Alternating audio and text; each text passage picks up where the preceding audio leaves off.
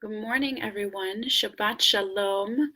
I'm Rabbi Jenni Greenspan for Congregation Beth-El, and I'm here to do a little bit of Torah Talk this morning while we are not able to gather in our physical space, but still finding ways to gather in a virtual, emotional, and spiritual space for a little bit of Torah learning, our Torah Talk. I see we've got a couple of people joining. I'll wait and see if we get a few more.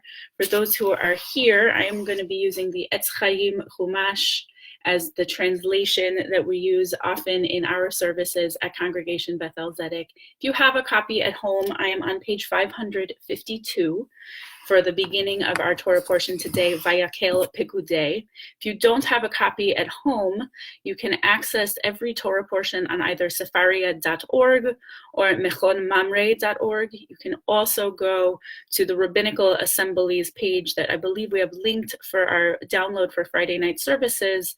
On the same page there, they just yesterday released that they're offering the PDFs of Vayakel Pekudei, the Torah portion for the week, in the copies that you would see if you did have a copy of the book at home. So if you wanted to download this week's Torah portion or next week's Torah portion is already available as well from the Rabbinical Assembly. You can take a look at the translation that I'll be using. I'm going to give just a moment for people to track those down if any need. And I see we've got quite a few saying hello. So I want to say good morning and Shabbat Shalom to everybody.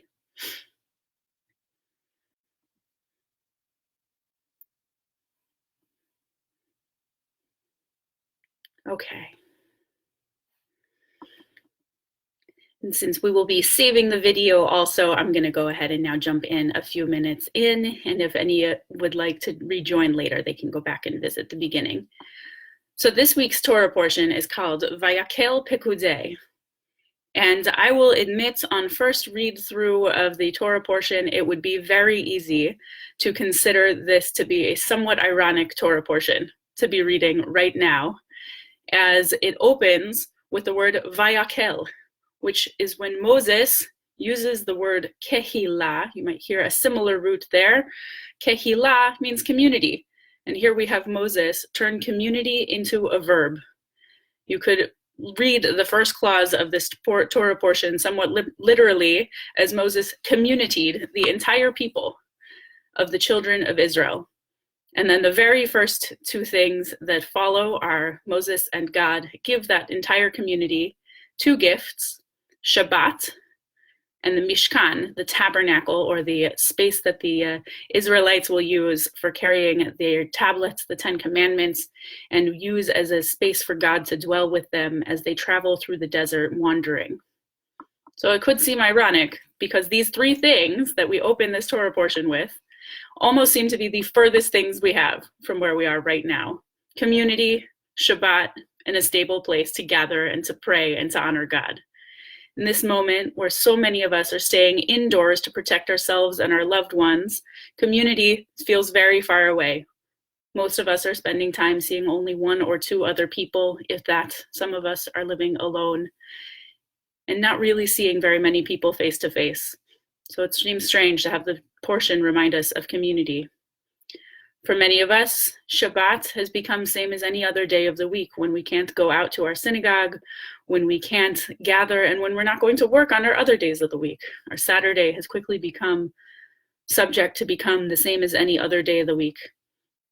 And the tabernacle or the Mishkan also feels far away when for most of us who are used to spending our Shabbats in a synagogue, can't access that. Our synagogue feels for many of us just as far away as our friends and family who might live on the other side of the country. Synagogue may as well be just like your next door neighbor, a long distance relationship today. And yet I don't think that the timing of this Torah portion is ironic after all. I think it's exactly what we need to be reading right now, because while it might be our instinct to feel that we've lost those three key things, at least for the time being, I think this Torah portion has actually been timed beautifully to give us a renewed call that these are the most important things that we need to be finding ways to hold on to and recreate in our lives right now. I'm going to break down each of those three things and offer some suggestions for holding on to them, both from the Torah and from suggestions we have seen out in the world, to kind of hold on to those as we wait out this crisis. Starting with community. He said that Moses seems to take the word community and make it into a verb. Rashi says that he didn't do this by physically going around and grabbing a person saying, you're coming over here now, and gathering people together physically, but Rashi says Moses did it by his words. That's exactly what we're doing right now. We are creating communities by words, even without physical touch, even without physical feedback. We're reaching out with our words right now as I speak to you over the magic of the internet, and as we each can reach out to our friends and family all over. Right now, community doesn't have to mean only the people that we often get to see in our day-to-day lives. It can mean any people that we have the opportunity to reach out to. So when we can't physically meet together, we are blessed with the ability to digitally reach out and meet together. So I hope for us that we find ways to reconnect with one another, with people that we haven't spoken to or seen in a long time, and that we can reach out and make sure that our friends and our family are doing okay. Often the most important part of community is support. So my challenge for us as we go through this indefinite but difficult period of staying at home is realizing that others are going through similar things and need help and need to reach out to what need to be reached out to. And so we also have the same power that Moses had to create community. We have our words. And as I mentioned before, it seems like even our next door neighbors might be at a long distance. That also means that the people who are truly at a long distance are no further away than the people we are closest to. And so my challenge for each person this week is to find a day, maybe one each day if you're up to it. Reach out to someone you haven't seen in a long time because they live far away, because it's hard to say, let's go out for dinner this week. Create dinner at home. Set up a FaceTime, set up a Zoom, set up Skype, whatever your preferred mode of video communication is, and have dinner with a friend who lives nowhere near you. Because right now we can create community, and through the internet we can create community even when we are each staying in our own little makom, in our own little space.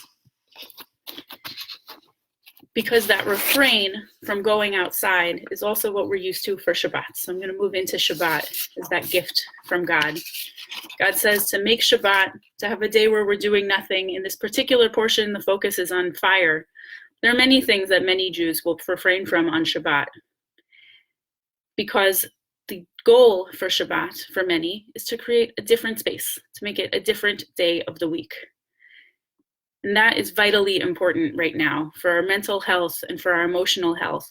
We have to make sure that one day of the week, 2 days of the week, create a weekend, are different from the rest of the days of the week. We are often blessed with the routine of going out to work on 4 or 5 or 6 days of the week and having one day of the week that is different, that is ours for free time, for family time, for calm time.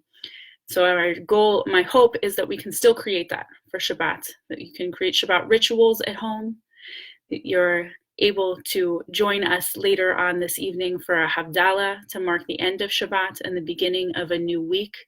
And as you go through the weeks ahead, you make sure that one day of the week is still special, that your Shabbat is still a different day from the days that you are working, whether you are working from home or working to help create a school space for your children, or just trying to fill your time.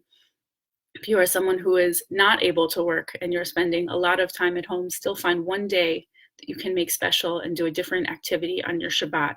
Make your Shabbat a palace in time, as Abraham Joshua Heschel called it. Because right now, our homes have become our Mishkan. We mentioned before, the Torah portion puts a lot of detail into the building of the Mishkan. The community and Shabbat, the Torah portion is done with in the first few verses, already starting with verse 5. Take from among you the gifts of the Lord. Everyone whose heart so moves him shall bring them gifts of the Lord, gold, silver, and copper, blue, purple, crimson, yarn, fine linen and goat's hair, tan skins, oil for lighting, spices for anointing oil, and aromatic incense, lapis lazuli, and other stones for setting, for the ephod and the breastpiece. Let all who among you are skilled come and make all that God has commanded, the tabernacle, its tents and its coverings, its clasps and its planks, its bars, its posts, its sockets. Everyone brings together their gifts, their physical gifts, their emotional gifts, it says skills, and creates a tabernacle, a space for God to dwell amongst the people. I know for me, if I look around my home, I see some of those colors, I see some of those joys, and I see some gold and stones and yarns. Some of you may know that I often have yarns handy. We can create the beautiful space that the tabernacle is in our very homes. I would invite each of us to look around our homes. Do you see any special plates or dishes that are silver plated or gold plated, as some of these are? Do you see special stones and decorations and artwork that make your home your own and make your home a part of your family? Do you see a tapestry or an embroidery that you've inherited and holds on to an early generation? Do you see a set of silver that holds on to an early generation? The Mishkan had a lot of detail and energy and beauty put into it by skilled workers, by Beth-EL, by skilled women who could weave, who all created a holy space that was always meant to be the temporary holy space. The Mishkan was the placeholder while the Israelites wandered the desert, waiting to arrive in the promised land to get to build the temple.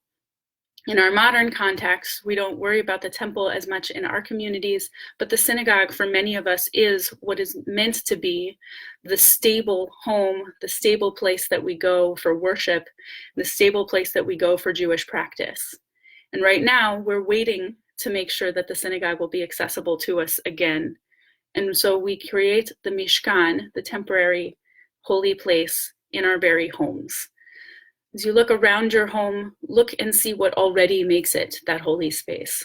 What are ways that you already have there to mark that your home is holy for you and for your family?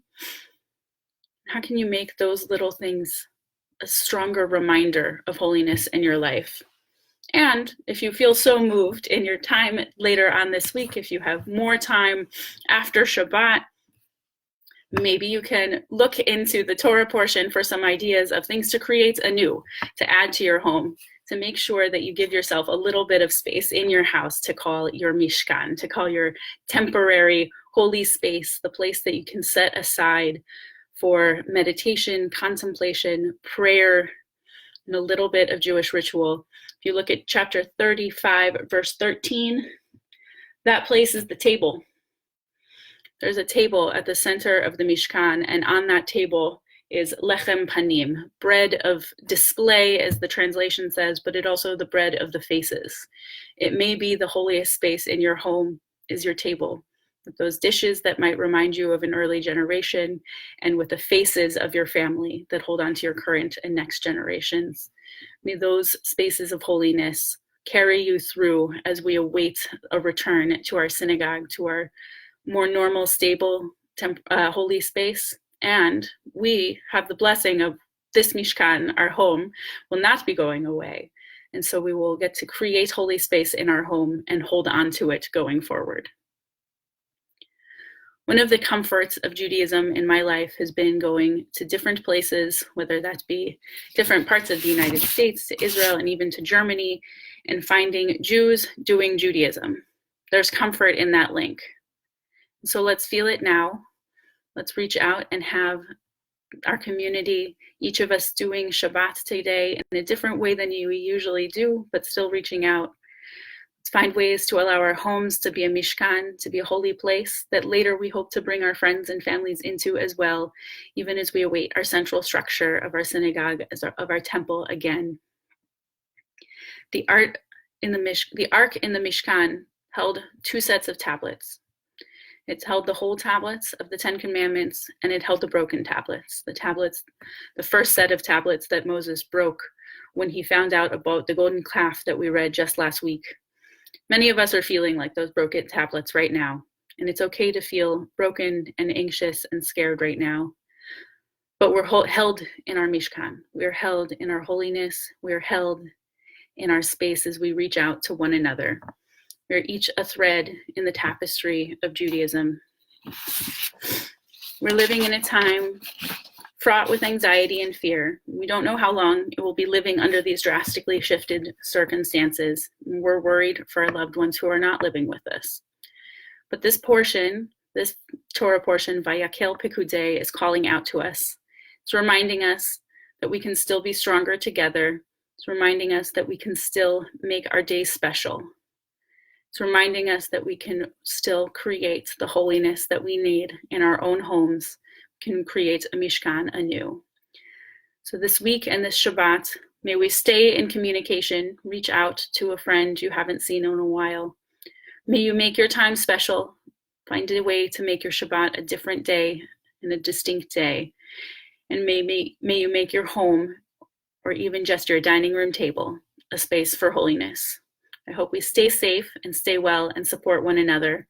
I want to thank you for joining me in this virtual Shabbat Torah Talk, in learning a little bit of the Torah portion with me. If you want to keep reading the Torah portion, if you have copies of Etz Chaim, it goes all through both the Torah portion by Yakel and Pekudei. There's also a special maftir, which Cantor Melissa will be doing in about an hour during her Torah Chants Encounters, log back on at 10 a.m., where we will hear the gift that Shabbat, the gift of the Chodesh, the gift of the month. God gave us time. It was the first commandment that we ever had, was to mark our time and create time. So you'll get to hear that in the Torah reading from Cantor Melissa at 10 o'clock. And after Torah reading at 11 o'clock, you will have Shabbat family story time with Rabbi Sandy and Rabbi Dennis at 11 o'clock, if you want to log back on to either of those. We have lots of opportunities to create Shabbat together, even from afar. And so I wish you a Shabbat Shalom, a day of rest, a day of relaxation, a day of distinctness, and a day of community and of holiness. Shabbat Shalom, and I will see you all later for our virtual Havdalah at 6 o'clock.